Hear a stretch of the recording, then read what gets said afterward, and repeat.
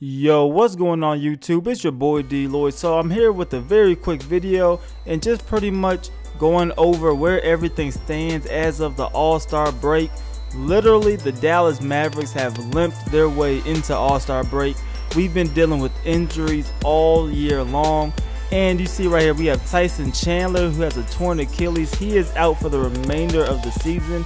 Andrew Bynum is also day-to-day with a sprained knee. He missed at least the last 2 weeks of the the last 2 weeks of the season so far. So currently we are 32-23. As we look at the conference standings right here, that is good enough for 6th place in the conference. But you could tell all the teams from 4 all the way to 8 are very close in terms of standings, and pretty much anything could happen during the last half of the season. So we can move up as high as possibly 4, and we could go down as low as possibly 8, or even worse, possibly out of the playoffs entirely.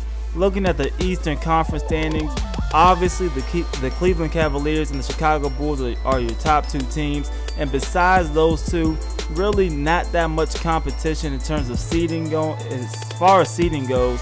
So it's pretty nonchalant in the Eastern Conference. Looking at the MVP award races, as of All-Star break, Russell Westbrook is the top vote getter, averaging 23 points a game, 8 rebounds, and 9.9 assists. LeBron James is second on that list. Kyrie Irving is third with 25 points a game. Kevin Durant is 4th on that list with 27.8 points a game. And then, of course, James Harden is rounding out the list at number 5. So looking at the contract extensions, now you know we just traded for Wesley Matthews, and like I said, he is going to test free agency, but since we do have the bird rights to him, we could offer him more money than any other team in the league. Plus, we could go past the salary cap to get Wesley Matthews. Tyson Chandler wants to re-sign, but after his injury, I'm not sure if I'm going to re-sign him or not. If I do re-sign him, it will most likely be in the off-season and not during the regular season. So these right here are the expected free agents during the off-season. Now, most of these players I don't believe will actually reach the open market, but I do think LaMarcus Aldridge has a chance of reaching the open market, and he is one of the players that we will target if we get the cap space. But of course, that will mean that we will not be able to bring back Tyson Chandler.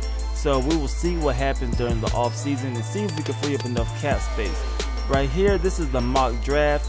We do have the Utah Jazz's first round pick. So as of right now, we are projected to have the 10th overall pick, and then we're also projected to have a later round pick, which will be our actual Dallas Mavericks first round pick. You see the actual mock draft right here. We're projected to go with a shooting guard, which is highly unlikely if we bring back Wesley Matthews. So we will see how everything is kind of turning out when the season ends. But one of the positions that I do want to focus on during the offseason and possibly address during the draft is small forward. Now, Chandler Parsons most likely will not return after the season. He does have at least 2 more years left on his contract. However, with that price and his performance, I don't think we want to bring him back. So I will be looking to try to move him, but I don't want to move him during the regular season, as he has been productive enough to keep him around for possibly the playoffs. But as of now, I think that we have a pretty solid team, a team that can compete in the playoffs. So I'm excited for the second half of the season. I feel like we can make some noise in the playoffs. But that is it for this episode, so please go ahead and leave this video a like. Also subscribe if you haven't already. It's your boy DLloyd. I'm going to see y'all next time. Peace.